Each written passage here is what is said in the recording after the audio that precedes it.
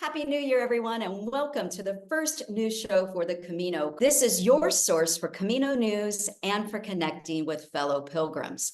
We'll be coming to you every Wednesday night at 9 p.m. Central European Time. Last Wednesday of every month, we'll be doing a live show, and you will be invited to join us. Well, there's been a lot of big news in the past couple of weeks, so let's get you caught up. First off, we are also happy and relieved to hear that Dan Mullins has his voice back, and he has planned to celebrate by putting out a new album. And guess what? He's going to do it while he's walking the Camino. He'll be doing live concerts from Leigh to Santiago. And they're also going to be making a documentary about this walk and the making of his new album.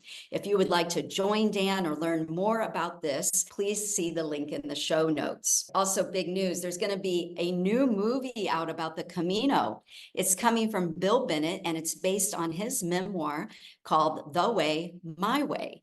And this book is just a hilarious book, but also a book that really captures the essence of what it means to be a pilgrim.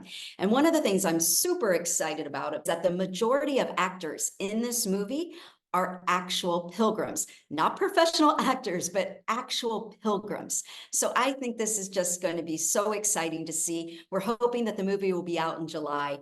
More updates to come. And have you heard also, The Way is going to have a sequel. So yes, there's going to be A Way #2. Martin Sheen was recently at the American Pilgrims on the Camino annual house. He said that they are in the process right now of raising funds to begin filming the sequel. Boy, I think that is so exciting, and I can't wait to see that. Speaking of American Pilgrims on the Camino, they will be holding their annual gathering this March in San Antonio.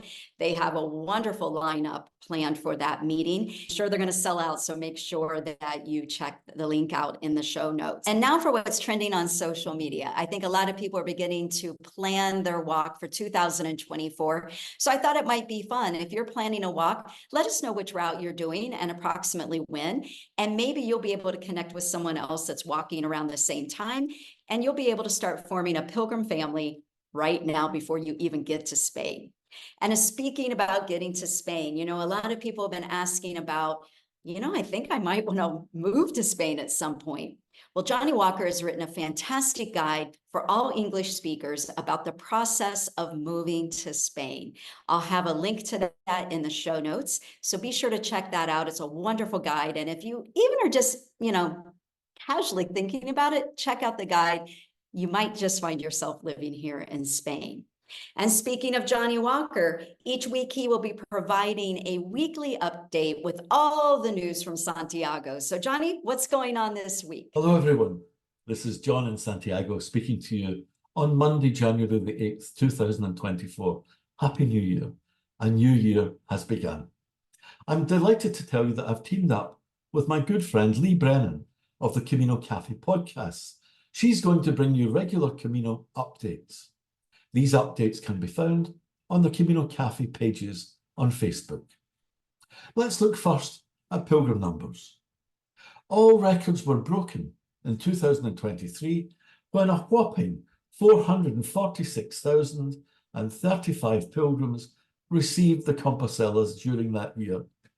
Now, when the Feast of St. James, the 25th of July, falls on a Sunday, that's declared a holy year. And usually in holy years, the numbers go up and then they go back down again. 2022 was a holy year, but in 2023, the numbers didn't go down. They kept going up and going up.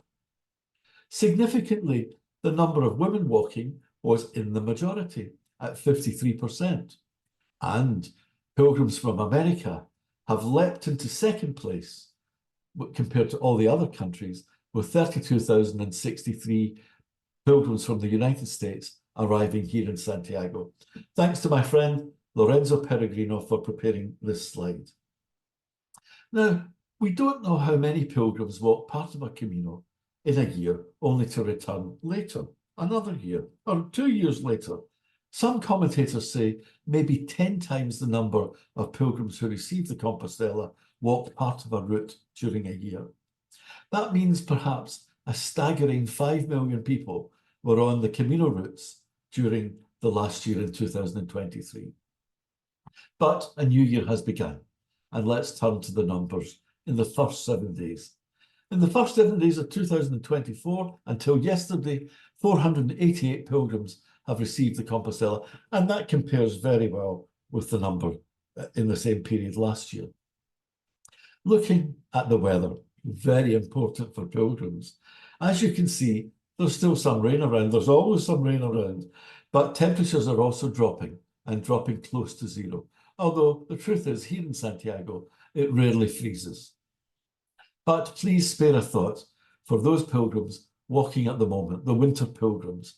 And if you're planning a winter pilgrimage, please plan well and be prepared. Finally, mask wearing in certain situations may return to Spain as a compulsory temporary measure. Healthcare in Spain has devolved to the 17 autonomous regions. And as I'm speaking to you now, the Spanish Department of Health is meeting with the regional health authorities to recommend that it becomes compulsory again to wear masks in healthcare settings. So that would be hospitals and pharmacies and so forth. This is due to a seasonal spike in flu, COVID, and other respiratory viruses. The measure would be temporary, and more details will be announced later. That's all the news from me for now, folks. See you next time. Buen Camino.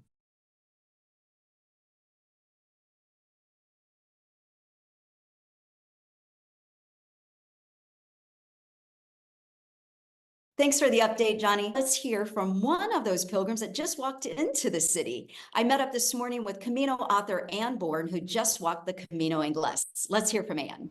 What does it mean to you to be a pilgrim? Oh, wow. I feel like I belong to a private club of people with shared experiences, people who know how important a communal meal is, or how wonderful it is when you have a day that doesn't rain. You become so aware of the small things. You watch bugs walk across in front of you on the ground. You listen to birds in a different way, I think. I don't know. You just finished the Camino Inglés. Yes. And this is the second time that you've walked this path. Yes, I did it in 2018 with two really good friends of mine. So how is it different this time? Well, it's interesting. I think you get distracted when you walk with other people. I've always much preferred to walk by myself. And I think I learned this time in particular why that is, in that you miss a lot. You have these conversations, you're chatting, you're not paying attention to your surroundings perhaps. You're certainly following the arrows and not getting lost if you're smart. But I don't know, there's something more wonderful about walking by yourself. You become acutely aware, I think. 3 tips that you could offer to people who are maybe walking the Camino Inglés in the winter season. What would those tips be? Well, specific to the Camino Inglés is to plan shorter days. And why is that? That's because the entire Camino Inglés is up and down. You go up and then you go down, and then Yes, you go up it and then is. you go down. Second would be to expand your horizons as far as places to stay. What do you mean? I found myself staying in every conceivable possible type of overnight accommodation, which was wonderful. I stayed in an albergue. I stayed in a casa rural by myself, which was amazing. I had the entire house to myself. Oh, wow. I stayed in a 3-bedroom duplex apartment that ended up not costing any more than a hotel. I stayed in a parador. I stayed in everything I could, because when you walk in December and January, like I like to, typically on the Camino Francés, 75% of the things are closed. But on the Camino Inglés, you're going to find that very, very few places are open. Oh, boy. And the ones that are open do not necessarily have heat. And that's the third thing I would say about walking in winter, is just stick to places with heat. Do you have a story from this Camino? Is there something maybe about love or kindness or Yes. forgiveness? Yes. I was walking from I don't know where to I don't know where. As any pilgrim can tell you, you do not know where the hell you are or what day it is. And there was a note in all of the guidebooks that there was a bar. And of course, it was probably New Year's Eve or something, and the bar was closed. Mm-hmm. So I thought, you know what, at least there were chairs and tables out in front. I can sit down, I can have my orange and my sad little granola bar and my bottle of water. You know, I'm going to be terribly sad, but at least I'll be sitting for a moment.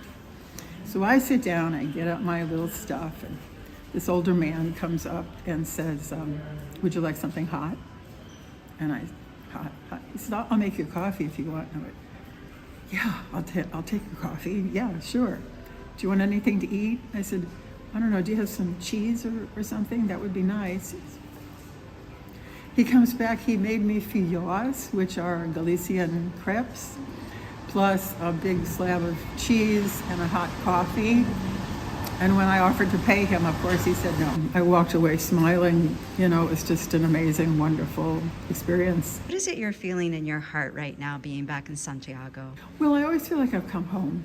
You know, I know the cathedral so well. It's just really welcoming to me to be able to just go in and sit down. Thanks for taking a couple of minutes to speak with us. It's always a pleasure to have you back here in Thank Santiago. If you're walking this winter and you need assistance, please know that the Pilgrim House and Camino Companions are closed because, you know, we're off season. But Father Manny is still doing English Mass every morning at the Pilgrim office in the chapel. That's held every morning except for Wednesdays at 10:30 a.m. Reverend Anna is also available by appointment. Her email is in the show notes in case you want to reach out to her. My email is also in the show notes if you need assistance. We do have a small group of English-speaking expats here, and we will do whatever we can to help you. If I don't know the answer, we'll find someone that does for you. All right, so each week I'll be bringing to you what's new in Santiago. You know, it seems like new restaurants are opening every day, and I think I could go to a different coffee shop or a different restaurant every single day and not repeat one. But one I tried out for you this week is on Rua Franco, and it is called Nómade. And Nómade is excellent. It is a small, cozy little place, but boy, the wine list is excellent, and the tapas, they were wonderful. So I hope you will check it out. Co-owner Fran is just wonderful. I think you'll enjoy this little restaurant. So be sure to check it out next time you're here in Santiago.